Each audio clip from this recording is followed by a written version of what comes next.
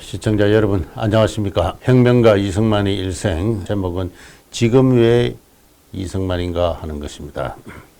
저는 여러분에게 당신이 뭐 때문에 이승만 학당을 운영하고 있느냐, 뭐 때문에 이승만 TV를 개설하고 있느냐, 이렇게 질문을 당하는 경우가 많습니다. 그만큼 이승만은 우리에게 낯설고 멀리 있고 또 악의적이고 적대적인 인물로 평가되어 있습니다. 이승만은 독재자였으며 장기 집권을 추구했으며 부정부패했으며 친일했으며 또 친미했으며 전쟁이 나자 혼자 살려고 도망쳤던 사람이 아니냐. 더할 수 없는 온갖 저주와 비방이 그를 덮고 있습니다. 그런 세월이 벌써 60년이 지났습니다. 하나의 국민적 상식, 나아가 문화가 되어버린 그런 상태입니다.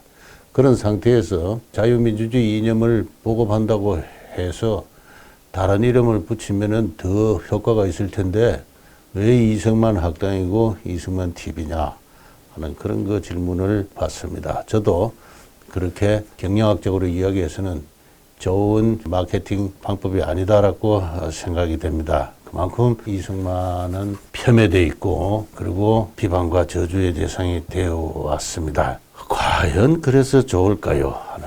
그래서 저는 그런 근본적인 의문이 있기 때문에 이승만 학당, 이승만 TV 이름을 고집하고 있고 당장에 큰 효과가 없더라도 2년, 3년, 10년에 걸쳐서 그분의 명예를 어느 정도 적정한 수준에서 회복시키는 것이 우리 대한민국의 선진화의 불가결한 조건이다. 그런 생각에서 이 TV를 방송을 하고 있다고 생각을 합니다. 지금 왜 이승만인가?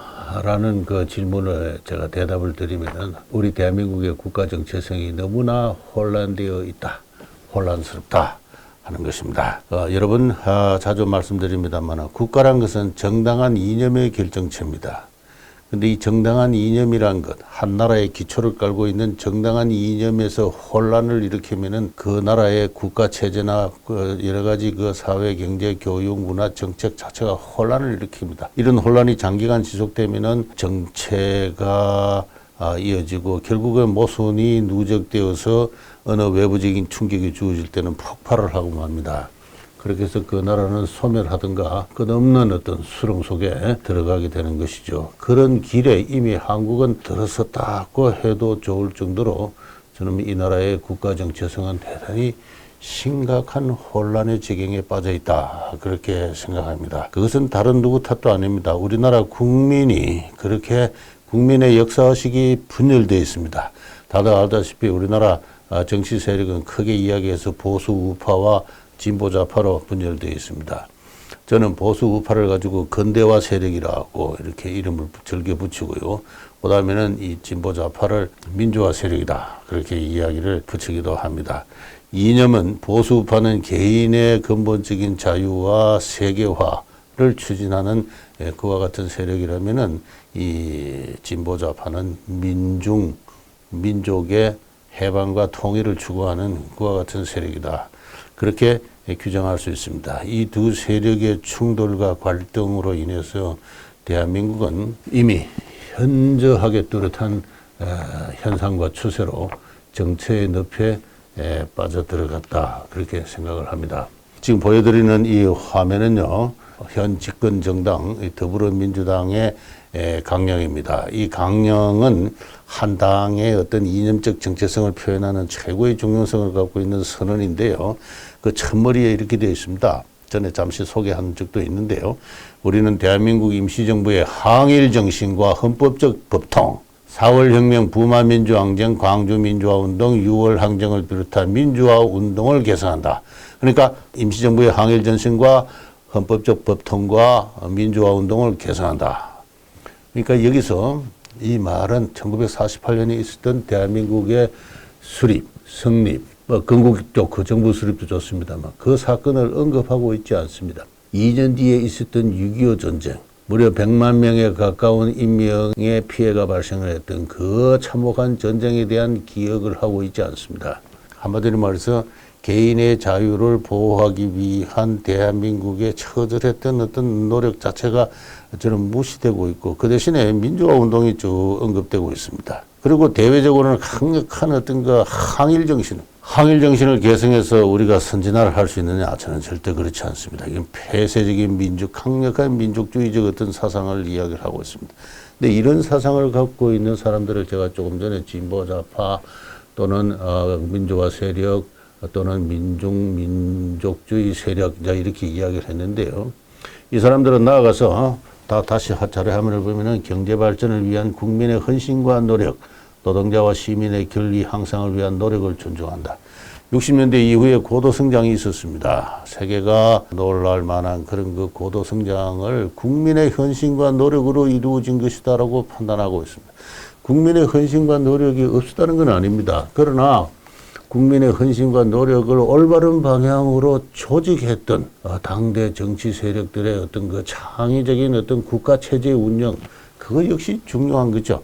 언제 기회에 있으면 말씀드리겠습니다만, 우리가 고도 성장을 할 수 있었던 것은 그야말로 후진국에서 유례가 없는 창의적인 국가 혁신 체제를 구성하고 운영했기 때문에 그렇고, 그것은 좁은 국가 경제나 국민 경제가 아니라 더 넓은 세계 경제를 향하여서 창의적인 국가 경영을 모색했기 때문에 그랬던 것입니다. 그런 그 기본 전략이 창의적이고 성공적이기 때문에 국민의 헌신과 노력이 그 나름의 큰 보람을 거두었던 것이죠. 따라서 60년대, 70년대, 80년대, 90년대까지 이어진 고도 성장을 일구어온 당대의 정치 세력을 더불어민주당 강령은 부정하고 있는 것입니다. 바로 여기에 이 더불어민주당 강령이 갖고 있는 국민 분열적 요소가 있습니다. 다들 아다시피 더불어민주당은 우리 근대화 세력을 적폐 세력으로 몰고 있고요.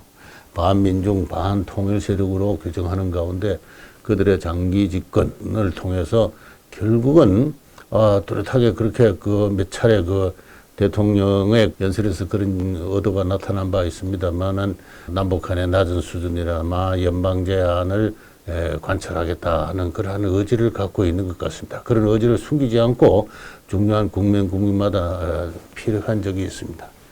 그리고 많은 우리 한국의 국민들이 거기에 동조하고 있습니다. 필요하다면은 북한의 김정은조차도 낮은 단계의 연방 대통령으로 선출할 수 있지 않느냐. 뭐 그런 식의 이야기가 공공연하게 젊은이 사이에 언급되고 있는 지경이라고 하겠습니다. 이렇게 국민이 사실상 하나의 국민이라고 하기 힘들 정도로 그 이념과 역사의식에서 심하게 분열된 가운데 잘못된 경제정책이나 사회정책으로 사회가 계속 경제가 계속 감속 성장을 하고 사회가 분열하는 어느 나머지 10년, 20년 뒤에 이 사회는 폭발할지 모릅니다. 이 국가는 그야말로 해체될지 몰라요. 우리는 다시 100년 전과 같은 비운의 국가 해체, 망국의 서러움을 다시 맛봐야 될지도 모릅니다. 저는 그런 근본적인 의구심과 두려움을 갖고 있어요. 그래서 저만의 것은 아니라고 생각합니다. 물론 제 이야기가 전혀 귀에 들어오지 않을 사람도 많습니다만 저는 그걸 잘 의식하고 있습니다. 어쨌든 좌든 우든 민주화 세력이든 근대화 세력이든 이 국민이 심하게 분열되어 있는 것은 누구도 부정할 수 없는 사실이고, 그리고 청산하겠다 하면서 적대적 감정을 공공연하게 부추기고 있는 그와 같은 매우 서산하고 처절한 어떤 그런 현실 속에서 우리가 지금 살고 있는 것을 부정할 수는 없습니다. 이런 상황에서 우리가 이승만 대통령을 다시 한번 돌아보자 하는 것. 그분을 찬성하던 사람이든 그분을 지지하던 사람이든 그분을 비판하던 사람이든 그분을 저주하던 사람이든 몇 가지 인정할 사실이 있습니다. 그분에 의해서 이 나라의 국가 정체성이 거의 중요한 국가 정체성의 큰 줄기가 결정되었다는 것입니다. 첫째는 자유민주주의, 뒤집어서 이야기하면 반공주의입니다. 반공주의. 두 번째는 한미동맹을 통해서 이야기되는 한국의 세계사적 위상, 세계적 위상.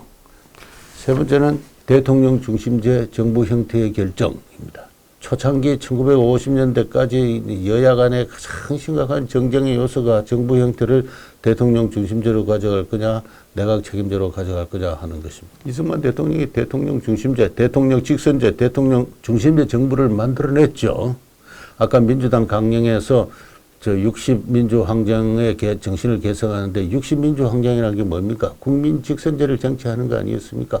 그 국민직선제를 최초로 쟁취한 사람은 이승만 대통령이었습니다. 야당이 이것을 알지 못하고 그것을 민주화 운동이라고 이야기하는 것 자체에서 저는 대단히 좀 어떤 아이러니컬한 느낌을 갖습니다만 어쨌든 정부 형태를 대통령 중심제로 결정을 했다는 것입니다. 그 다음에 지방자치를 실시했습니다. 1950년 그 전쟁의 와중에서 지방자치제를 실시했어요. 지방자치제. 이승만 대통령이 제일 먼저 실시를 한 것입니다.